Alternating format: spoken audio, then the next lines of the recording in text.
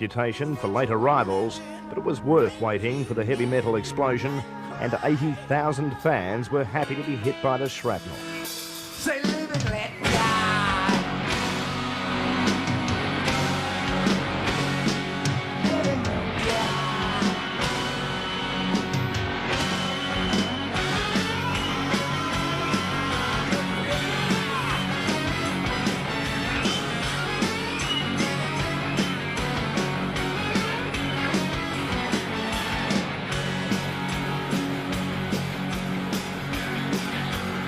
The dosage will be just as heavy in Melbourne tonight, but police in Victoria can take heart. If Sydney has been any indication, it won't be an overdose. Adam Malters for 11am.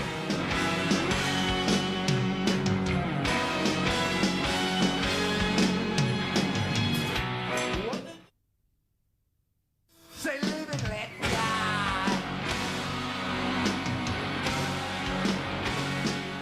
For fans of the band labelled the biggest hard rockers in the world, it was everything they'd dreamt and more. At the biggest gig Australia has ever seen, it was well worth a wait extended by 45 minutes, the Gunners living up to their reputation for being late on stage. The only ones who failed to meet expectations, the fans themselves.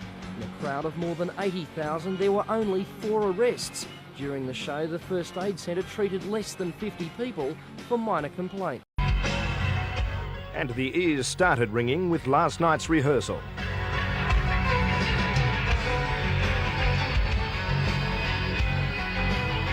Guitarist Slash and bass player Duff strutted their stuff without lead singer Axl Rose, still yet to make a public appearance since his arrival in Sydney on Thursday. This morning, fans started queuing at the 3 main entrance gates at first light. By midday, half the expected crowd of 80,000 had already arrived. This is actually one of the most organised events I think we've been to. It's a big, big show. It's now the biggest show in Australia ever. It's broken all records. So far, like I said, the people have been great. The fans are really doing what we asked of them.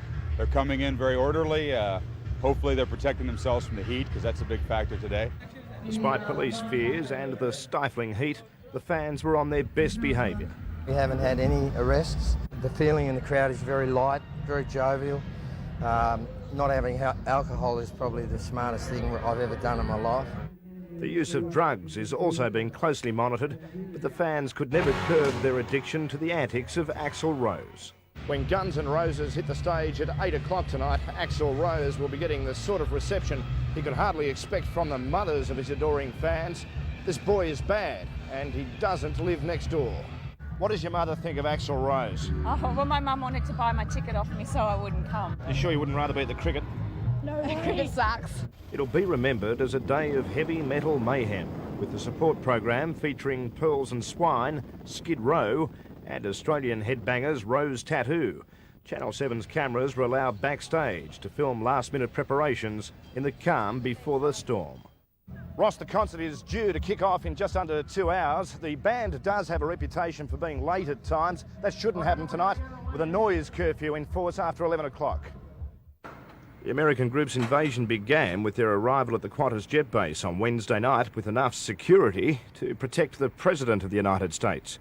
Apart from 500 tonnes of equipment, they had the heavy luggage of a reputation for drug abuse, violent antics and misogynism. But there was no evidence of that sinister behaviour at the media conference held the day after their arrival at Sydney's plush Ritz-Carlton Hotel. There wasn't a smashed television set in sight. They greeted Sydney's scribes with good humour and patience, uncharacteristic of the egos they are supposed to have.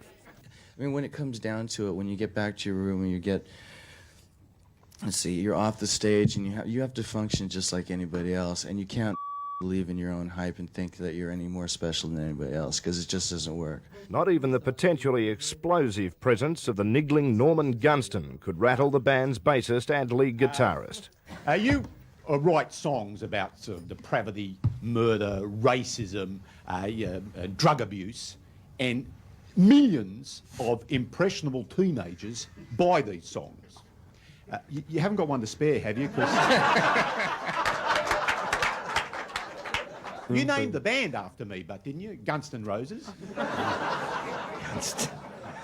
Do you want to get up here? Izzy's not... Izzy... sorry, hang on, let me get this straight. Izzy quit the band, but Dizzy's still with the band, is that right?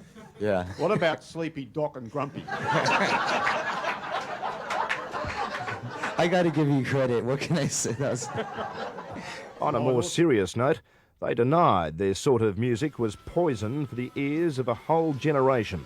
In the 1960s, it was the Rolling Stones. 30 years later, you wouldn't want to be introducing your mother to Guns N' Roses, but the band members insist they'd probably make Mum a cup of tea. I understand that Guns N' Roses carries sort of a bad boy kind of image. That was something that was stuck on us. That was a label that was put. We didn't ask for it. I mean, you know, granted, we are a rock and roll band and we've been through a lot of stuff. I think as far as our the general image from the kids' perspective is that we're pretty down to earth and realistic, and I think they relate to us on a pretty sensible level. They consider their craft to be nothing other than a serious business, evidenced by the intensity of Friday night's rehearsal.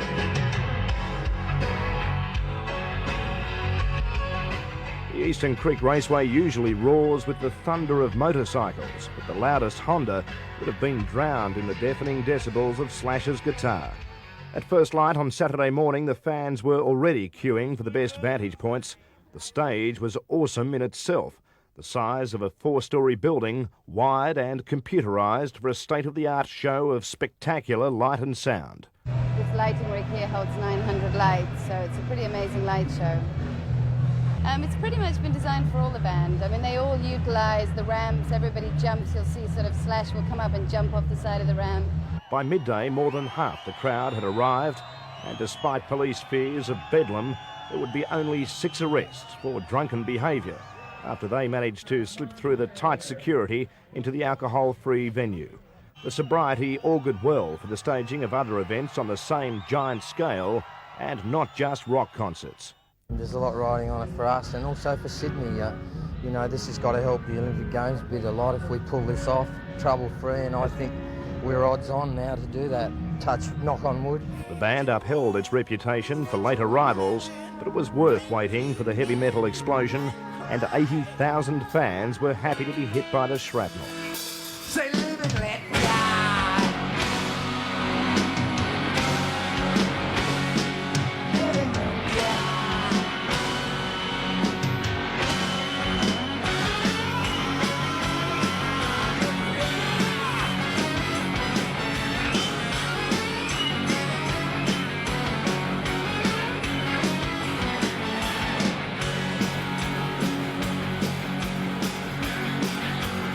The dosage will be just as heavy in Melbourne tonight, but police in Victoria can take heart. If Sydney has been any indication, it won't be an overdose. Adam Walters for 11am.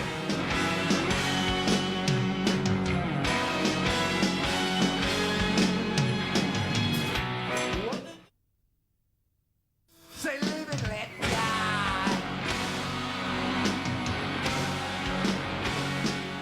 For fans of the band labelled the biggest hard rockers in the world, it was everything they'd dreamt and more.